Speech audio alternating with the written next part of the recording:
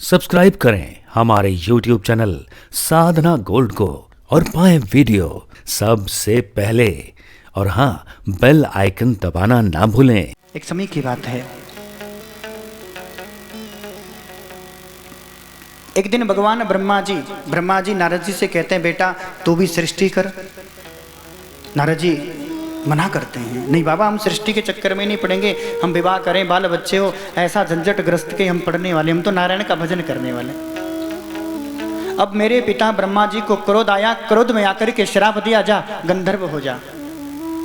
मैं उपहर्षण नाम का गंधर्व बना, चित्ररथ गंधर्व की 50 पत्नियों का पति बना, 50 कामनियों का मैं अकेला पति बना। ब्रह्मा जी का श्राप था। समय व्यतीत हुआ। एक समय की बात है, पुष्कर में ब्रह्मा जी का सुंदर दरबार लगा है। रंभा नाम की अप्सरा नृत्य कर रही है। नृत्य करके हृदय में काम प्रकट हो गया। अब तो ब्रह्मा जी को और क्रोध आ गया। कहते हैं, नारद जी कहते थे कि मैं विवाह नहीं करूंगा। ब्रह्मा जी ने फिर श्राप दे दिया, जा मैं तुझे श्राप देता हूं, तू दासी का पुत्र हो जा। और फिर पुनः ब्रह्मा के श्राप से मैं दुर्मिल गोप की पत्नी कलावती के घर में दासी पुत्र बनकर के मेरा जन्म हुआ। व्यास जी, मेरी माता दासी थी, फुटकर के काम करती थी, किसी के झाड़ू लगाना, किसी के बर्तन मांजना।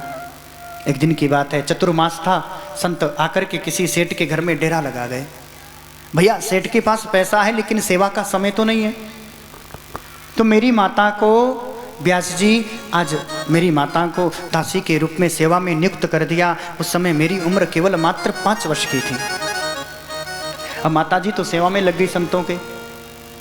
तुम्हारा जहाँ संत होते हैं वहाँ सत्संग भी होता है, क्योंकि सत्संग कहते हैं सत सजना नाम संग इति सत्संग।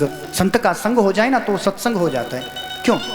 हम लोग तो संसार की चर्चा करते हैं, बेटा कैसा है, तेरी पोती कैसी है, बिटिया का विवाह हो गया, फसल कैसी, तेरी भैंस बीमार है।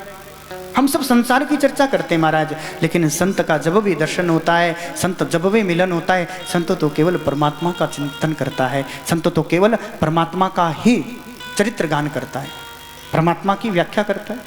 इसलिए कहते हैं कि सत सजना नाम संग इति सत्संग। सत्संग कहते हैं संत सजन पुरुष का संग होना। संतों का सत्संग होने लगा। अब सत्संग करते करते संसार में मेरा मन था व्यास जी, लेकिन आज ठाकुर जी के सुंदर चितवन ने मेरे चित्त को चुरा लिया। जो मन संसार में लगा था, अब ठाकुर श्री हरि मेरे गोविंद के श्री चरणों में लग गया। माँ चाहती थी मैं विवाह करूं, बड़ा हो जाऊं, फिर मेरे पोता पोती हो, हर माँ की इच्छा होती है। लेकिन सत्संग का प्रभाव देखिए व्यास जी, अब भजन में के अलावा संसार में मेरा मन ही नहीं लगता। प्रत्येक माता ही चाहती है बेटा जुआरी बन जाए, बेटा हमारा आवारा बन जाए, बेटा शराबी हो जाए। माताओं को कोई दुख नहीं, लेकिन साधु ना बन जाए। बड़ा कष्ट रहता। कहीं कथा में गया, कहीं सत्संग सुन लिया, कहीं प्रभु की कथा सुनकर कहीं साधु सन्यासी ना हो जाए, इसका बड़ा कष्ट रहता है। अब माताएं, मेरी माँ भी चाहती थी व्यास जी। एक दिन की बात है, भगवान श्री हरि से, नारायण से मैंने प्रार्थना की, हे नारायण भगवान, अब आप ही कोई उपाय बता दीजिए। माता जी शाम के समय दूध निकालने गई, काले विशेले सर्प ने मेरी माँ को डस लिया। देखते देखते माता जी का तो स्वर्गवास हो गया।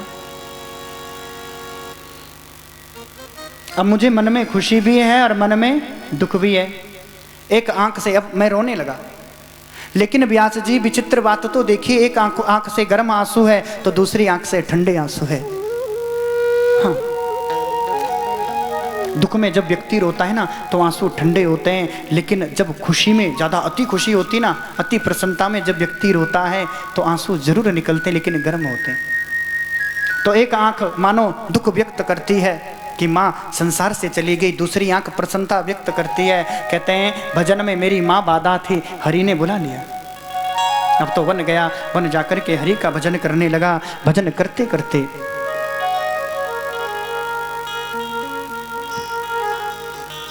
संतों ने मुझे मंत्र दिया था व्यास जी, अंत समय संत विदाई हुई, मैंने संतों के चरण पकड़े, बाबा कोई मार्ग तो बता दीजिए। कान में गुरु मंत्र दिया। गुरु मंत्र का नियम है, कुछ लोग माइक में देते हैं सबको ना महाराज। वैदिक परंपरा है कि शिष्य को यदि मंत्र भी देना है तो कान में मंत्र दिया जाता है। तो गुरुजी ने मंत्र दिया था, कहा था बेटा एकांत में बैठ कर के हरि का भजन करना। नमो भगवते तुभ्यं वासुदेवाय धीमहि प्रद्युम्नाय अनिरुद्धाय नमः संकर्षणाय च। नमो भगवते तुभ्यं वासुदेवाय धीमहि। इसे वासुदेव गायत्री कहते हैं और इसी से 12 अक्षर मंत्र निकला है, ओम नमो भगवते वासुदेवाय।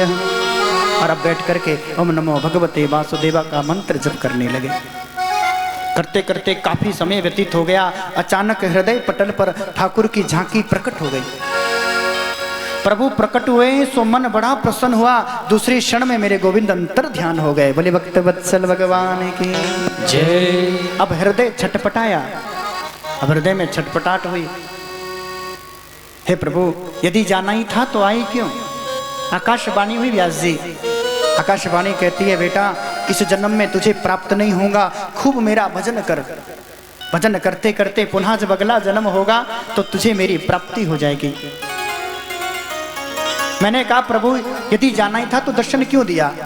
तो भगवान कहते न बेटा भजन करते करते मैं तुझे नहीं मिलता, तेरे मन में शंका होती कहीं ये बाबा फकीर ना जाने कौन सा मंत्र दे दिया, भगवान होते भी या नहीं होते हैं, कहीं ये शंका मन में ना बैठ जाए। इसलिए ये रूप सुधा की चटनी चटाइए बस, बाकी स्वरूप का मेरा प्रत्यक्ष दर्शन तो अगले जन्म में होगा।